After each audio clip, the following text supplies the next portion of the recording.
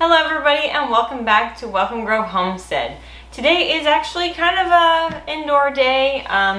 We need to make some freezer meals because we have been having some issues as it pertains to getting meals done on time or in a reasonable time frame with all the summer work that we're doing outside. So we end up being outside until dark, which is nearly 9 o'clock here now. So we come in and then we're starting dinner at 9 o'clock at night and it's too late and we don't have things that are prepared in the freezer because we just moved. So we haven't stocked everything up. I haven't had a big kitchen day yet and it's just been a challenge. So today I am making my family recipe of big batch beef sauce that we actually use as a spaghetti sauce.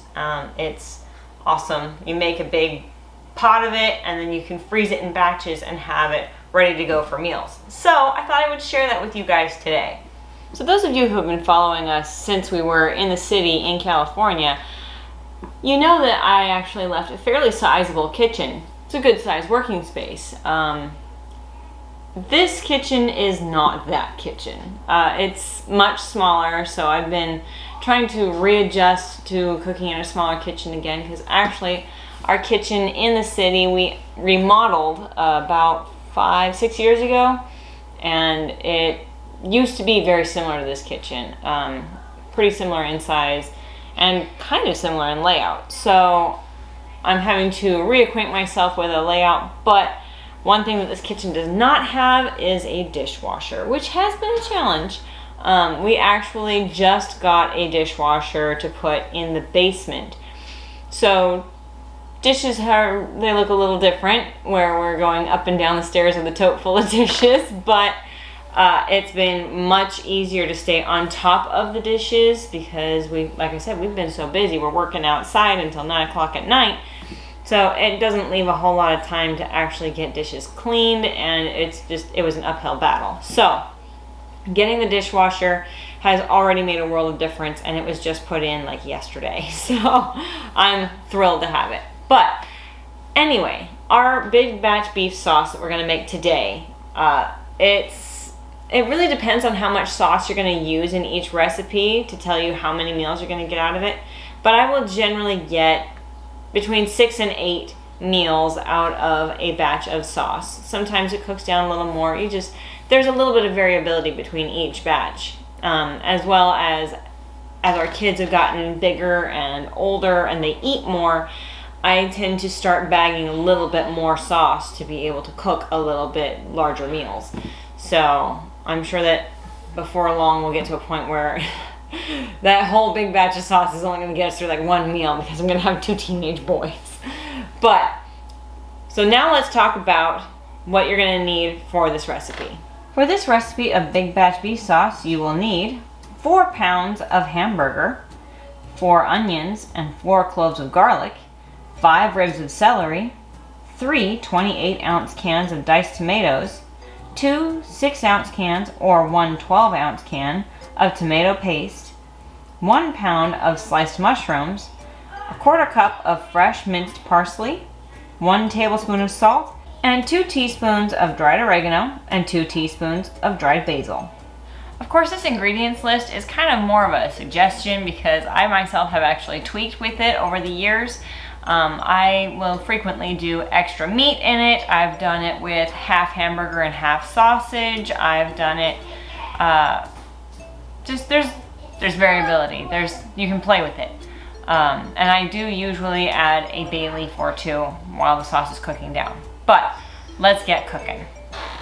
I actually took a little time last night and got my knife work done. So I cut up my onions and celery. Actually, not done. I did not cut up my parsley because I thought that should be done fresh. But I did get the onions and celery cut up, and I also got my garlic peeled so it was ready to go. And the first thing we're going to do is get the onions and the celery and the meat all together cooking up in the pot. You can brown the meat first and then add in the vegetables, but it just adds more cooking time. This is more meat than I need for this recipe, but this is actually about 10 pounds of beef, and I'm going to use half of it. I'm going to do extra meaty sauce. I'm going to do 5 pounds. And I use a 90% lean ground beef just because when you have a higher fat ratio, you actually just end up draining a lot of it off when you cook the meat down. So with the 90% lean, you get a lot less fat runoff, as well as it's just more digestible for myself, and I have a history of having some digestive issues. So it's just smarter for me to go ahead and get a leaner beef. It just makes more sense for me to spend my money on getting more meat and less fat. Hopefully, not before too long, I'll be getting to make this recipe with our own homegrown beef. That will just be a very real moment, as well as being able to use it, or being able to make it with my own home canned tomatoes. That is another big deal to me. But that's not the season of life I'm in right now, so I'm gonna go with the store-bought.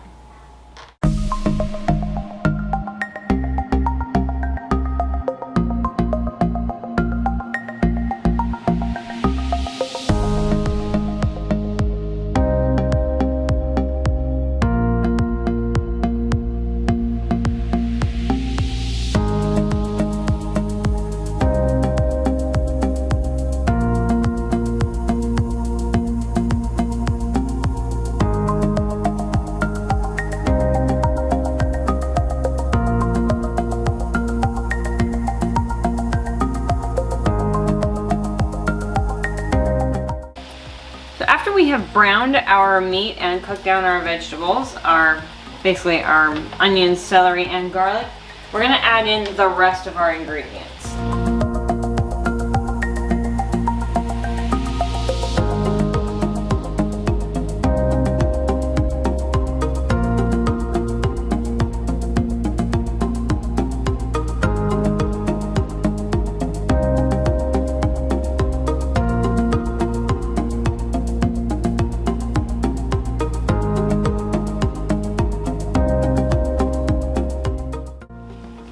Add our mushrooms, add our diced tomatoes. There we go. You gotta give it a little bit of wiggle, let it cook down. Promise this is all gonna fit in this pot. Get our 2 6-ounce cans of tomato paste in here. Our parsley. Now, I usually don't actually measure my herbs. I kind of just eyeball it, make my own guess. If it ends up being a little more than it calls for, so it ends up a little more flavorful. And then one thing the recipe doesn't actually call for, but I use anyway, is the bay leaves. And these are small enough, I'm probably gonna just put 3 in here. And don't forget your salt. Now let's get it all mixed up. Don't worry about trying to get it all super well mixed right away. As it starts to cook down, you'll get more liquid and it makes it a little easier to stir.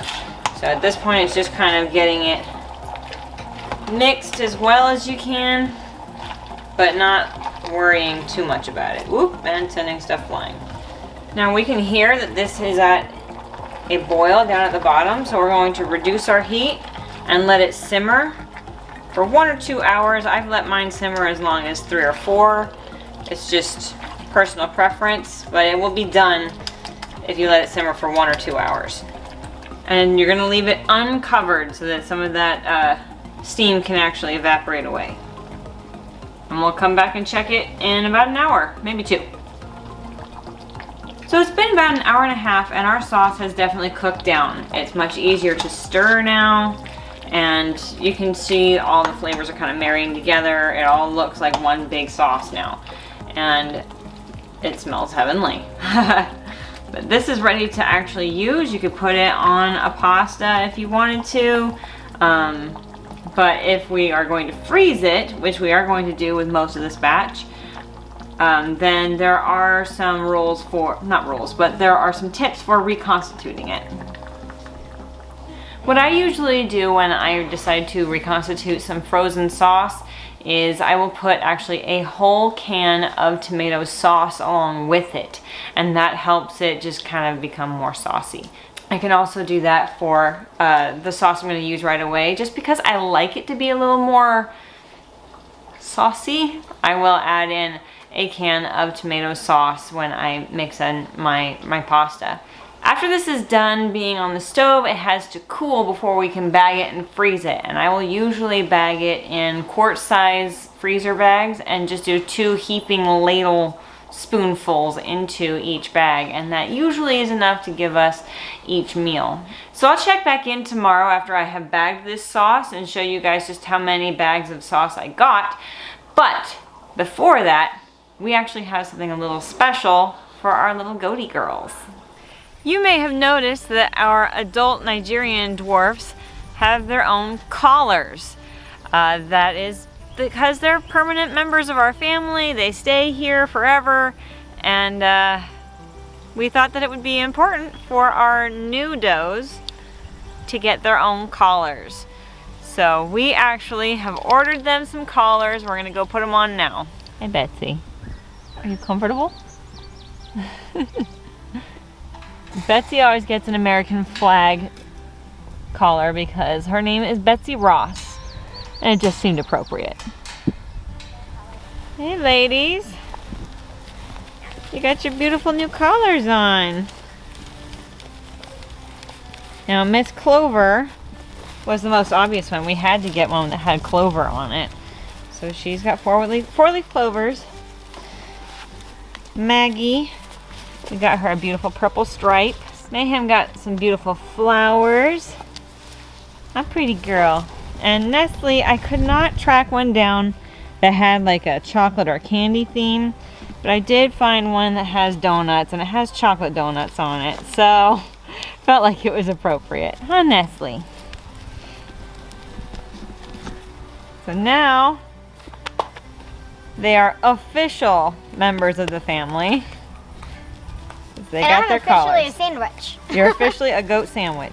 Hey, Maggie. You're the most trouble, but you're sweet. Why? Why does everyone need to chew on my pants? Hi. Now she's a goat sandwich. Ah! Minnie. That's my pants. Mommy. Thank you. She's a goat sandwich now. Ow! Welcome to the family officially. Do you like your new necklaces that you're gonna wear forever? Audrey, do you think that they like their new necklaces? Yeah. Yeah? I think hers suits her the most. Clover's out is of all the goats. suits her the most. It is her name after all. It's like a collar and a name tag. Yeah. Mayhem.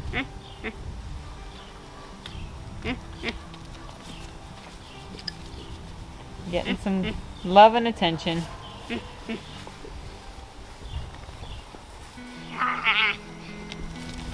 Mimi. Goodness gracious, so much licking and chewing and gnawing. Now you're teaching Belle to do it. Goodness, everybody's got to chew on me. Goodness, I am being mauled by cows. I'm being mauled by cows. And I'm mauling the cows. I don't even know what that means. What does it mean?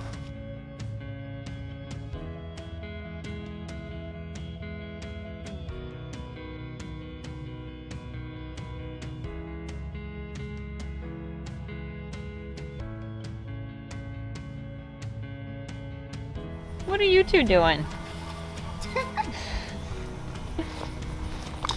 Goofballs. Cute goofballs. He wants in. Oh, poor He's Gideon. gonna die. Are you We're left losing out? him. Oh dear, Bindi. We're losing Bindi. I think she died. Beep, beep, beep.